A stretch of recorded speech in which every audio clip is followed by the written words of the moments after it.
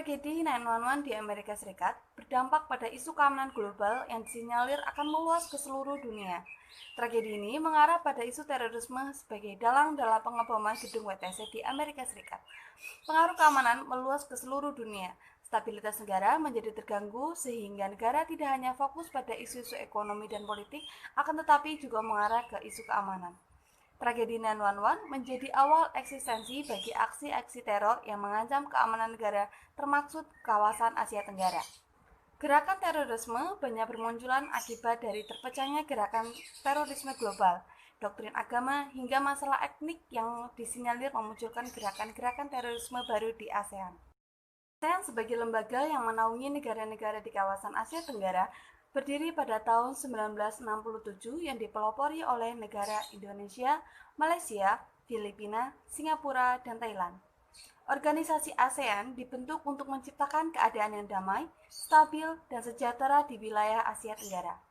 ASEAN berupaya memberantas berbagai isu yang mengganggu stabilitas kawasan, termasuk terorisme yang mengganggu keamanan.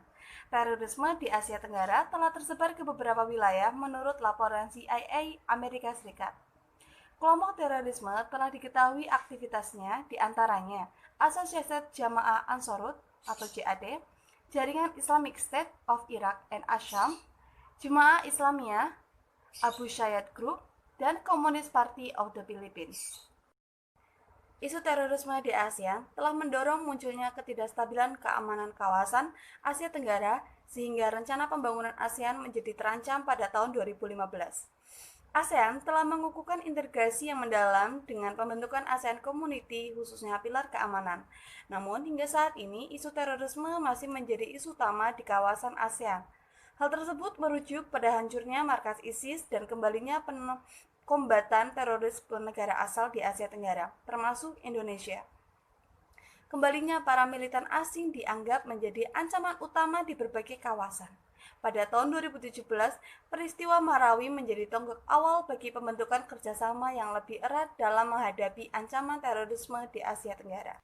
ASEAN setidaknya telah menjadi basis dari 3 kelompok terorisme, yaitu kelompok Abu Sayyaf, The Moro Islamic Liberation Front atau MILF, dan Jemaah Islamiyah.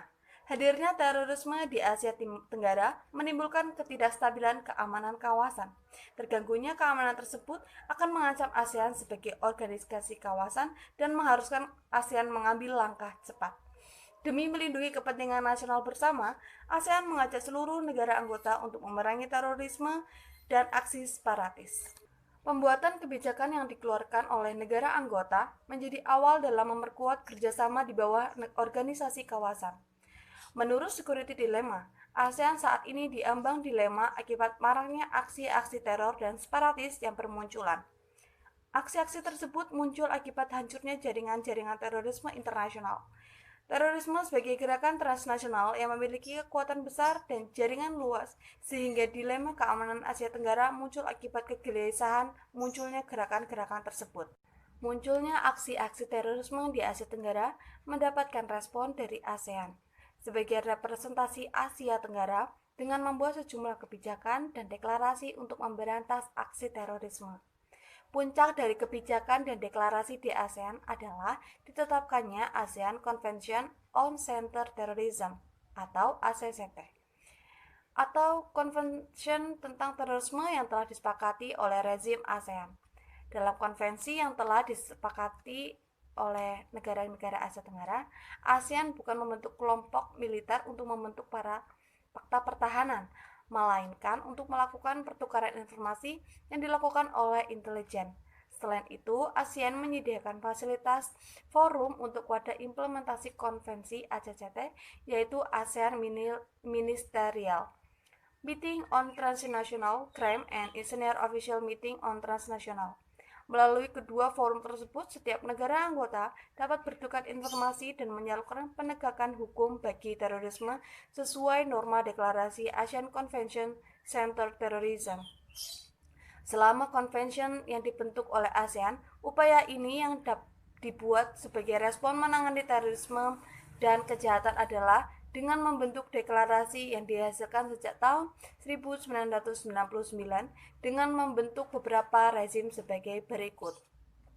Pertama, pembentukan ASEAN Regional Forum. Kedua, konferensi tingkat tinggi KTT ke-7 ASEAN Summit. 3. Konferensi ASEAN Chief of Police ASEAN Nepal. Yang keempat, ASEAN mengadakan pertemuan dengan forum regional. 5. Kerjasama ASEAN Plus 3 dalam memberantas terorisme. Dengan dibentuknya beberapa rezim di atas, ASEAN berharap dapat menanggulangi aksi-aksi terorisme kawasan. Setiap negara berpartisipasi dalam menerapkan deklarasi yang telah disepakati. Ya, selanjutnya kita mengetahui efektivitas rejim. Perlu diketahui teman-teman bahwa efektivitas atau cara mengukur keefektifan dari rejim ASEAN yang telah mengeluarkan convention tersebut, convention ACCT, itu ada 3. Yang pertama output. Output ini secara artian bahwa negara melihat pergerakan atau partisipasi negara dalam mengimplementasikan suatu deklarasi atau mengikuti arahan dari rejim. Dalam convention ACCT tersebut, negara-negara di ASEAN itu telah mengadopsi norma dan hukum yang terdapat di dalam deklarasi ACCT. Memang negara-negara itu membuat kebijakan baru di negaranya, akan tetapi norma dan hukumnya itu diadopsi dari ACCT, mengikuti dari rejim yang disepakati untuk menangani kasus-kasus terorisme yang beredar di seluruh kawasan Asia Tenggara. Sudah. Kedua, ada outcome, di mana mengukur efektivitas rejim itu melalui outcome ini melihat partisipasi dari aktor yang ada dalam rejim. Aktor yang berpartisipasi melihat keseriusan dari aktor tersebut. Saat ini convention deklarasi ASEAN Convention on Counter Terrorism ini itu telah diadopsi oleh negara-negara khususnya di kawasan Asia Tenggara. Namun ada ketimpangan tentang ketidakseriusan negara-negara anggota untuk mengimplementasikan untuk mengoptimalkan dalam penerapan atau pengimplementasian suatu deklarasi ACCT, sehingga partisipasi negara di sini masih sangat masih sangat kurang gitu, masih sangat kurang dikarenakan ketidakseriusan negara-negara anggota.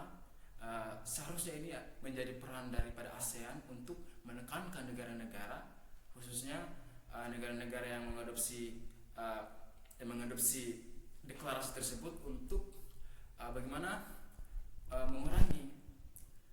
memerangi terorisme ini, sehingga setiap deklarasi yang dikeluarkan oleh ASEAN, setiap deklarasi kebijakan rejim yang dikeluarkan oleh ASEAN dapat dijalankan sepenuhnya dengan optimal, dengan 100% sukses gitu. Ya, yang ketiga adalah impact. Ialah salah satu alat ukur terakhir dari suatu keefektifan rezim. Impact ini melihat hasil dari kebijakan yang dikeluarkan atau rezim yang dikeluarkan, seperti itu. Jadi impact dari ICCT ini saat ini masih belum mencapai keefektifannya, karena kita melihat tadi negara-negara masih kurang partisipasinya. Yang kedua, impactnya itu masih belum optimal untuk diterapkan di ASEAN. Padahal sejauh ini, selama ini ada berbagai kebijakan, convention, deklarasi yang dikeluarkan oleh ASEAN yang puncaknya di ICCT ini, namun belum efektif juga. Ini tentu ada kendala, entah mungkin kendala perbedaan kebudayaan sehingga negara-negara anggota tidak mau patuh terhadap rezim tersebut, sehingga tugas dari ASEAN ini seharusnya mempertegas lagi suatu kebijakan, menindaklanjuti lagi negara-negara yang tidak mau mengikuti convention yang telah dibuat bersama. Sehingga menurut saya sampai saat ini ASEAN masih belum